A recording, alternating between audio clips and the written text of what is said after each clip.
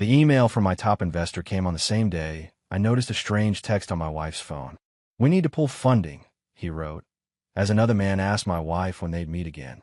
I built a $200 million real estate empire from nothing, gave Deanna the luxury life she craved. When things got tough, it took just 48 hours to discover what my marriage was really worth. What happened next changed everything. Some say revenge is a dish best served cold. I say it's best served legally binding. My name is Preston Lambert, and I'm 48 years old. 15 years ago, I founded Lambert Investment Properties, a real estate investment management firm that grew from my spare bedroom into a company managing over $200 million in assets across 3 states. I built it with my bare hands. No family connections, no inheritance, just pure grit and countless sleepless nights. When I met Deanna at a charity gala in Chicago, she was the most captivating woman in the room. At 44, she's still stunning, tall, blonde, with the kind of confidence that turns heads. Back then, she was working as an event coordinator, though she quickly left that behind after we got married. I didn't mind. I wanted to give her everything she deserved. "You work too hard," she'd tell me, massaging my shoulders as I reviewed property reports late into the night. "Let's go to Bora Bora next month. You can work remotely." And I booked the tickets because why not? I had properties in Phoenix, Denver, and Nashville generating steady returns. Our 5-bedroom house in Lincoln Park had a view of the lake. Deanna drove a new Mercedes, replaced every 2 years. Our closets were filled with designer labels. Life was good. My buddy Marcus warned me once over scotch. "Preston, buddy, she seems more interested in the empire than the emperor." I laughed it off. After all, Deanna had stood by me through the early days when we were still establishing our portfolio. She'd attended every nerve-wracking investor meeting, squeezing my hand under the table. "You don't know her like I do," I told him. "She's my rock." How wrong I was. The first signs of trouble came when interest rates started climbing last year. Not a big deal normally. I'd weathered rate hikes before. But then the commercial property market took a nosedive. Several high-profile office buildings sitting half-empty in downtown areas. Suddenly, investors were panicking, pulling funds, or demanding unrealistic returns. I remember sitting in my office, staring at spreadsheets showing a 22% drop in our fund's value in just 1 quarter. My phone wouldn't stop ringing with anxious clients. 3 major deals we'd been working on for months fell through in the same week. I didn't tell Deanna right away. She was planning our anniversary trip to the Amalfi Coast, and I didn't want to ruin it. I figured I'd find a solution. I always had before. But when the bank called about our latest property acquisition in Nashville, saying they were reconsidering the financing terms, I knew I couldn't keep it quiet any longer. Our cash reserves were dwindling, and I needed to make some tough decisions. That night, I poured us both a glass of wine in the kitchen. Deanna was scrolling through vacation villas on her iPad. "Honey," I said carefully, "we need to talk about our spending." She looked up, her smile fading slightly. "What do you mean?" "Business is hitting some rough patches. We need to cut back for a while." Her perfectly manicured nails tapped against the countertop. She didn't say anything for a long moment, just studied my face as if looking for a punchline. "How bad?" she finally asked. I wish I'd paid more attention to her expression in that moment. It wasn't concern for me. It was calculation. The morning after our conversation, Deanna was unusually quiet. She moved around our marble-countered kitchen with deliberate motions, avoiding eye contact as she prepared her green smoothie. I tried to explain the situation in more detail, how the climbing interest rates had spooked investors, how 3 major commercial properties in our Denver portfolio were sitting half-empty, and how we needed to weather this storm by cutting back temporarily. "I've dealt with downturns before," I assured her, reaching for her hand across the breakfast bar. "This is just cyclical. Real estate always bounces back." She pulled her hand away subtly. "So what exactly are you saying, Preston? We need to cancel our summer plans? Return a few shopping bags?" Her tone was light, but there was an edge to it. "It's more serious than that," I admitted. "We need to reduce our monthly expenses by at least half. No more spontaneous weekend getaways. The country club membership might have to go on hold, and maybe we should consider listing the lake house." That got her attention. She set down her glass with a sharp click against the countertop. "The lake house? Are you serious? We just finished the renovation. It's sitting empty most of the time anyway," I reasoned. and it would free up significant capital to reinvest in stabilizing our core properties. My parents are coming to stay there next month. I've already told all my friends about the new boat dock. How am I supposed to explain this? Her voice rose with each word. Just tell them the truth, I said. The market's taken a hit, and we're being financially responsible. Deanna let out a sharp laugh. Right. I'll just announce to everyone that my husband's business is failing. That'll go over well at the next fundraiser. It's not failing. It's adjusting. I corrected, feeling my frustration rise. This is temporary. She stormed out of the kitchen without another word. For the next week, our conversations were brief and tense. When I'd come home after long days of emergency meetings with investors and lenders, she'd already be in bed, or worse, out with friends, returning late smelling of expensive wine and wearing a smile that disappeared the moment she saw me. Then came the silent treatment. Days of loaded sighs and clipped responses whenever I tried to discuss finances. I'd find browser tabs open to luxury resorts, as if to remind me of what I was denying her. One evening, after a particularly brutal day where I'd had to lay off 2 junior analysts, I found Deanna in our home office, scrolling through our joint bank account statements. Looking for something? I asked. Just trying to understand how bad things really are, she replied coldly. Since you're being so vague about everything. I wasn't being vague. I was trying to protect her from the worst of my stress. But as I watched her scrutinizing our finances, I realized she wasn't concerned about me or our future. She was assessing her lifestyle risk. If you have questions, you could just ask, I told her. She closed the laptop. Fine. Are we going to lose the house? No, of course not, I said, though in truth, I wasn't completely certain. But we need to be careful for the next 6 to 8 months. She nodded slowly, but something had changed in her eyes. There was a calculation happening, a reassessment. Later that night, I noticed her texting frantically, hiding the screen whenever I walked by. Who are you talking to? I finally asked. Just Kelly, she replied, referencing a friend from her yoga class. We're planning a girls' lunch tomorrow.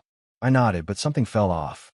Over the next few days, she became increasingly secretive with her phone, taking calls in other rooms and keeping the device face down beside her. Little did I know, this was only the beginning of her deception. As weeks passed, the distance between Deanna and me grew into a chasm.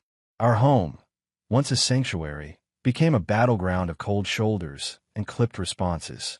The tension followed me everywhere, making it even harder to focus on saving my business. One evening, after a particularly grueling meeting with our largest investor, I returned home earlier than expected. I heard Deanna's laugh coming from our bedroom. That genuine, uninhibited laugh I hadn't heard directed at me in months. My chest tightened as I quietly climbed the stairs. The bedroom door was ajar. Deanna was sitting on our bed, phone in hand, smiling at the screen. She hadn't noticed me yet. You're awful, she said to whoever was on the other end, her voice playful.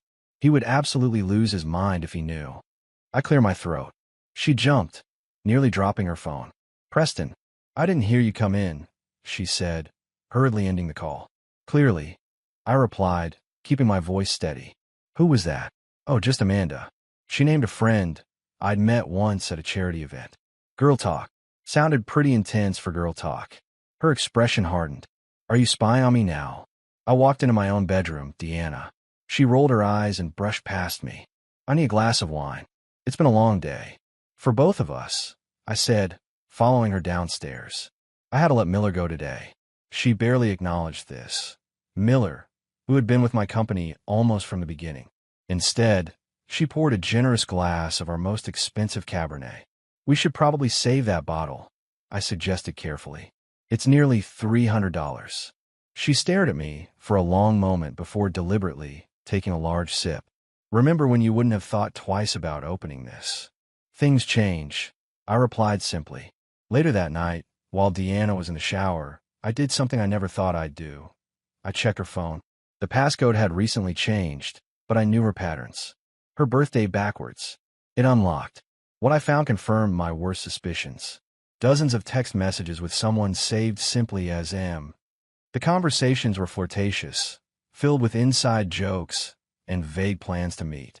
Nothing explicitly romantic or sexual, but the intimacy was undeniable. When Deanna emerged from the bathroom, I had already returned her phone exactly as I'd found it. I lay in bed that night, listening to her breathing beside me, feeling like a stranger was sleeping in my home. The next morning, Deanna announced she was meeting the girls for lunch. She dressed more carefully than usual, applying makeup with precision, spritzing her most expensive perfume. "Who all is going?" I asked casually. "Just the usual crowd," she replied vaguely, not meeting my eyes. As she gathered her purse to leave, her phone chimed. I caught a glimpse of the notification. "Can't wait to see you." Same place. Something inside me began to crack. The tension in our house was thick enough to cut with a knife. I spent more time at the office, trying to put out fires on all fronts. Our Nashville development was on life support, and 2 major investors were threatening to pull out entirely. I was up to my eyeballs in problems that needed immediate attention. Meanwhile, Deanna was living her life as if nothing had changed, except for her increasing secrecy. One evening, I spotted her heading out dressed to kill in a new outfit I'd never seen before. "Where are you off to?" I asked, looking up from my laptop where I'd been running grim financial projections. "Book club," she replied, applying another layer of lipstick. "In 5-inch heels and that dress. Must be one hell of a book." Her eyes narrowed. "What's that supposed to mean?" "Cut the crap, Deanna." "Who's him?" Her face went pale, but she recovered quickly. "I don't know what you're talking about." "I saw your texts," I admitted. "So either come clean or walk out that door and don't bother coming back." For a moment, I thought she might choose the door. Instead, her shoulders sagged slightly. "His name is Michael. He's just a friend who actually listens to me." "A friend," I repeated flatly. "Is that why you're sneaking around like a teenager?" "I wouldn't need to if you weren't tracking my every move," she snapped. "You're so wrapped up in your precious business that you barely notice I exist anymore." "Michael appreciates me." "And what exactly does Michael do?" I asked, keeping my voice level despite the rage building inside me. She hesitated. "He's in finance. Specific. Investment banking," she elaborated reluctantly. "And before you ask, yes, he's doing just fine. No budget cuts in his world." The pieces clicked into place. "So, while I'm busting my ass trying to save our future, you're what? Shopping for my replacement? Trading up for a model that isn't experiencing temporary financial difficulties?" "It's not like that," she protested, but her eyes told a different story. "Cancel your book club," I told her. "We're not done with this conversation." "Or what?" she challenged, hand on hip. "You'll cut my allowance again?" I stood up, closing my laptop. "No, I'll start dividing assets." "Your choice, Deanna." For once, she seemed to recognize I wasn't bluffing. She pulled out her phone and sent a quick text. "Fine. Happy now?" "Ecstatic," I replied dryly. "Now we're going to lay all our cards on the table." "How long has this been going on?" Her answer confirmed what I'd suspected. Michael wasn't just a friend. They'd been meeting for lunch, coffee, and apparently more for weeks. Not physically intimate yet, or so she claimed, but emotionally, she'd already checked out of our marriage. As she spoke, something shifted inside me. The hurt was still there, but overshadowing it was something unexpected. Relief. Maybe this marriage wasn't worth saving after all. That night's conversation with Deanna lasted until the small hours. By the end, we were both emotionally drained, with nothing resolved except the acknowledgement that our marriage was on life support. "I need time to think," she finally said, eyes red-rimmed but dry. "This isn't just about Michael. Take all the time you need." I replied coolly. "Just don't think I'm going to sit around waiting for you to decide if I'm worth staying with." The next morning, I met with my attorney, Jack Holloway, an old college buddy who specialized in high-asset divorces. His corner office overlooked the Chicago skyline, a view I once enjoyed but now barely noticed as I explained my situation. "Please tell me you made her sign a prenup," Jack said, leaning back in his leather chair. I nodded. "Airtight. If she leaves me, especially for another man, she gets nothing. In fact, she'd owe me alimony." Jack let out a low whistle. "Smart move. Most guys in your position are too love-drunk to think that far ahead." "My old man didn't raise a fool," I replied, though I felt plenty foolish now. "What's my next play?" "Legally, you're in great shape. But practically, don't tip your hand. Let her keep thinking she holds cards." Jack tapped his Mont Blanc pen against his desk. "If she's having an affair, document everything. Dates, times, any expenses she's used joint funds for. I spent the next week gathering evidence while pretending nothing had changed. I hired a PI who confirmed what I already knew. Deanna was meeting Michael for long lunches at upscale restaurants, holding hands across the table, sharing intimate conversations. Meanwhile, I quietly moved important documents to a secure location and transferred funds to accounts only I could access. Not to hide assets. Everything would be disclosed in a divorce, but to prevent Deanna from emptying our accounts on a vindictive shopping spree. The real estate market was showing tentative signs of recovery, and I'd secured new investors who believed in my long-term strategy. The Nashville property was back on track, and our Denver portfolio had stabilized. For the first time in months, I could see light at the end of the tunnel, which made my next move easier. I confronted Deanna one evening as she returned from yet another appointment, her hair perfectly styled, wearing a dress that cost more than most people's monthly rent. "I know about the Ritz," I said calmly. "Room 718, registered under his name, but paid for with your credit card. Real classy." Her face blanched. "You had me followed? What the hell, Preston? Consider it due diligence. I'm done playing games." I handed her a folder. "These are the terms of our prenup, in case you've forgotten. You have two choices. End things with Michael and commit to counseling, or pack your bags and deal with the consequences." She flipped through the documents, her expression shifting from anger to disbelief. "This can't be legal," she whispered. "It's ironclad," I replied. "Your lawyer can confirm. You've got 24 hours to decide." I walked out, knowing the ball was in her court, but the game was rigged in my favor.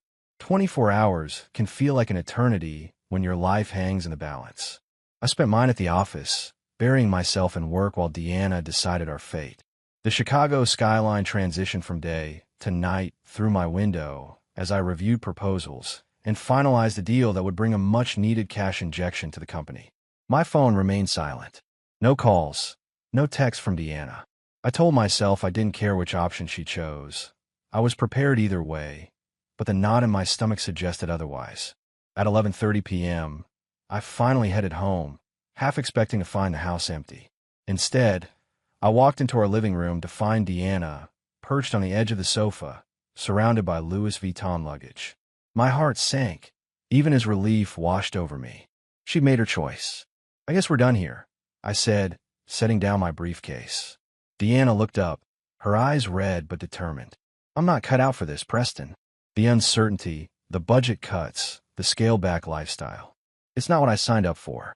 "You signed up for better or worse," I reminded her. "This is the worst part." She shook her head. "Michael can give me stability. His firm is thriving. He just made senior partner.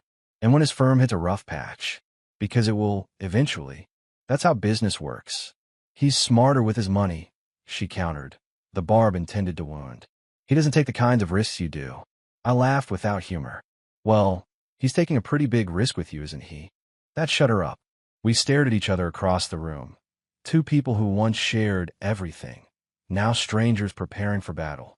"My lawyer will contact you tomorrow," she finally said. "I don't believe your prenup will hold up in court." "Good luck with that," I replied. "Every judge in Illinois will see exactly what this is. You abandoning a marriage because your meal ticket temporarily lost some value." Her face hardened. "You don't know what you're talking about." "Don't I? Tell me, does Michael know about the prenup? Does he know you'll be coming to him empty-handed? That you'll actually owe me money?" The flicker of uncertainty in her eyes told me everything. Michael wasn't getting the full story, just another victim of Deanna's selective truth-telling. "You should probably clue him in before you show up on his doorstep," I said. "Might change how he feels about his new trophy." She stood abruptly. "I don't need to listen to this. My driver is waiting." "Your driver?" I raised an eyebrow. "Don't you mean my driver, in my car, paid for with my money?" She grabbed her designer handbag, leaving the luggage. "I'll send someone for my things." As she walked toward the door, I felt a strange sense of peace descend. "Goodbye, Deanna. I hope he's worth it." The door closed behind her with a soft click, leaving me alone in a house that suddenly felt larger and lighter than it had in months. 3 weeks after Deanna walked out, I was scheduled for a business trip to Denver to check on our recovering commercial properties. The timing couldn't have been better. The distance would give me perspective, and focusing on work had always been my therapy. The night before my flight, I methodically packed my suitcase while the TV murmured in the background. The house felt different now. Peaceful, if a bit empty. No more walking on eggshells. No more tense silences. Just me and my thoughts. My lawyer had already served Deanna with divorce papers. Her initial bluster about contesting the prenup quickly evaporated when her own attorney explained just how airtight it was. Now she was negotiating for scraps. A settlement that would give her enough to save face, but nowhere near the lifestyle she'd grown accustomed to. I'd heard through mutual friends that things with Michael weren't quite as rosy as Deanna had imagined. Apparently, the senior partner had neglected to mention his own financial obligations. 2 ex-wives, 3 kids in private colleges, and a mountain of debt accumulated trying to maintain appearances. Not my circus, not my monkeys. I zipped my suitcase closed with a sense of finality. The Denver trip proved even more successful than anticipated. Our anchor tenant had renewed their lease at favorable terms, and 2 new businesses were interested in our vacant spaces. I called the management team together for an impromptu celebration at a local steakhouse, feeling genuinely optimistic for the first time in months. To resilience, I toasted, raising my glass to my hard-working team, and to better days ahead. I decided to cut my trip short by 2 days. Why not? Things were under control, and I had a sudden urge to be home, to sleep in my own bed, and perhaps finally start thinking about my post-Deanna future.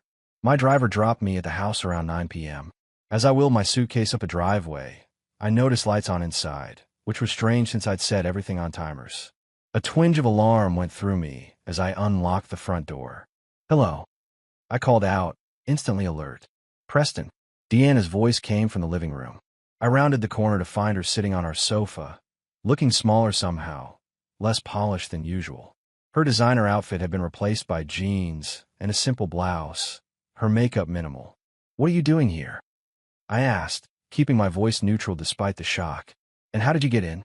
"I still have a key," she said, fidgeting with her hands. I needed to talk to you. We have lawyers for that," I replied, setting down my bags. "It's not about the divorce." She looked up, her eyes red-rimmed. "It's about us. I made a terrible mistake, Preston. Michael isn't who I thought he was. I want to come home." I let out a bark of laughter that contained no humor whatsoever. "You've got to be kidding me." "I'm dead serious," she said, standing up. "I'll do anything to fix this. Counseling, whatever you want." I stood there, staring at the woman who had walked out on me without a backward glance just 3 weeks ago, now asking for another chance as if she'd simply borrowed a cup of sugar from a neighbor. "Get out," I said quietly. "Get out." Just like that. Deanna's voice trembled. "You won't even hear me out." I set my jaw. "I heard plenty when you walked out. I heard even more when you texted me that you were moving in with someone more successful." The words still burned, even now. "I was wrong," she said, taking a step toward me. "Michael isn't what I thought. He's drowning in alimony payments and credit card debt. The fancy apartment, the luxury car, it's all smoke and mirrors. And that's why you're back? Because your upgrade turned out to be a downgrade." I shook my head in disgust. "Jesus, Deanna, listen to yourself." Her eyes welled with tears, real ones this time, not the calculated waterworks she'd deployed throughout our marriage to get her way. "It's not just that. I miss you. I miss our life together." "You mean you miss my wallet?" I corrected. "The lifestyle I provided." "That's not fair," she protested.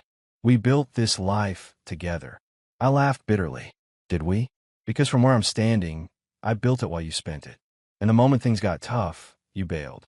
She sank back onto the sofa, looking defeated. "I don't know what else to say. I made a horrible mistake. I got scared when things started falling apart." "Things weren't falling apart," I said quietly. "The business hit a rough patch. It happens. But our marriage? That fell apart because you showed me exactly who you are when the chips are down. People make mistakes, Preston. You've made your share. Not like this." I walked to the window, needing distance. "You know what the worst part is? I would have done anything for you. Worked myself to death to make sure you had everything you wanted. And at the first sign of trouble, you were gone." The silence stretched between us, heavy with 2 decades of shared history and broken trust. "My lawyer will be in touch tomorrow," I finally said. "I'll have your things packed and sent wherever you want." "Preston, please." I held up a hand, cutting her off. "I came home early from a business trip to find my wife's things gone, I said, echoing the text that had haunted me. I'm moving in with someone more successful. You told me. I didn't respond then. I just called my lawyer. Her face crumpled as I threw her words back at her. And now, barely a month later, you want back in? No, that's not how this works. I'll do anything, she whispered. Counseling, a post-nup, whatever you want. I looked at her, really looked at her, and felt nothing but exhaustion. What I want is for you to leave. My life is actually better without you in it. As harsh as the words were, I realized as they left my mouth that they were true. The past few weeks have been peaceful. No walking on eggshells, no constant pressure to fund an insatiable lifestyle, no feeling that I was being measured against some imaginary yardstick of success. Is that really what you want? She asked, her voice small. It's what I need, I answered honestly. Goodbye, Deanna. Deanna left that night, but the drama was far from over. For the next week, my phone rang constantly with calls from her friends, even her mother, all pleading her case. I blocked each number methodically, like excising a cancer. My lawyer, Jack, called with an update 2 days later. Preston, good news. Deanna's attorney reached out. They want to settle. What changed? I asked, surprised by the sudden capitulation. Reality hit her like a freight train. Jack chuckled. They finally read the infidelity clause in detail. With the evidence we have and her admitted affair with Michael, she's not just walking away with nothing. She actually owes you. The settlement conference was set for the following Monday. I arrived at Jack's office to find Deanna already there, looking diminished in a simple black dress, a far cry from her usual designer ensembles. Her attorney, a sharp-featured woman with a permanent frown, sat beside her. Before we begin, Jack said once everyone was seated, I want to ensure we all understand the terms of the prenuptial agreement. Mrs. Lambert forfeits all rights to marital assets due to her infidelity and abandonment of the marriage. Furthermore, she is liable for spousal support to Mr. Lambert for a period of 3 years at a rate of $5,000 monthly. Deanna's face went ashen. That's impossible. I don't have that kind of money. Which is precisely why we're open to negotiation, Jack replied smoothly. My client is willing to waive the spousal support in exchange for a clean, uncontested divorce and a complete non-disclosure agreement. Her attorney leaned in, whispering furiously. Deanna nodded numbly. We accept those terms, her lawyer finally said. Just like that, my marriage was effectively over. As we stood to leave, Deanna approached me, her voice low. I screwed up, Preston. I know that now. I studied her face. Once so beloved, now just a reminder of betrayal. Yes, you did. Outside, the Chicago spring sunshine felt cleansing. I walked 10 blocks back to my office, breathing deeply, feeling lighter with each step. Lambert Investment Properties was bouncing back stronger than ever. The market was recovering, our Denver properties were fully leased, and we'd broken ground on a new development in Austin. Sometimes losing what you thought you needed is the only way to gain what you truly deserve. 1 year after Deanna walked out of my life, I stood on the rooftop deck of our newest property development in Nashville, watching the sunset paint the skyline in gold and crimson. Lambert Investment Properties had not just recovered. We'd expanded beyond my wildest expectations. The temporary downturn had forced me to innovate, to take calculated risks that were now paying off handsomely. Beautiful view, remarked Jessica, my head of operations, joining me with 2 glasses of champagne. We should be proud. This project was dead in the water 18 months ago. I accepted the glass, clinking it against hers. To second chances. Speaking of which, she said, have you heard the latest about your ex? I shrugged. Not interested. Fair enough, she smiled. The past is the past. And it was.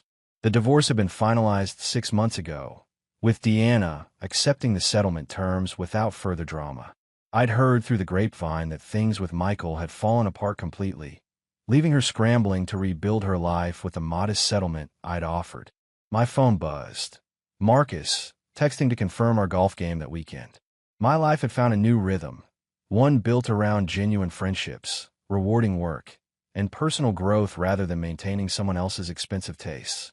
Later that night, I returned to my downtown Chicago penthouse, smaller than the house Deanna and I had shared, but with better views and no bitter memories. On my desk sat the latest acquisition proposal, a mixed-use development in Seattle that would mark Lambert Investments' expansion to the West Coast. I poured myself a scotch and settled in to review the numbers, feeling content in a way I never had during my marriage. The prenup that had protected my assets had ironically given me something far more valuable: freedom from a relationship that had been built on shallow foundations. Some men never learn this lesson, spending their lives trying to buy affection with bigger houses, fancier cars, more lavish gifts. I'd paid for my education, but the tuition, steep as it was, had purchased wisdom worth far more than what I'd lost. As I signed off on the Seattle proposal, I smiled to myself. Sometimes the best investment you can make is in yourself.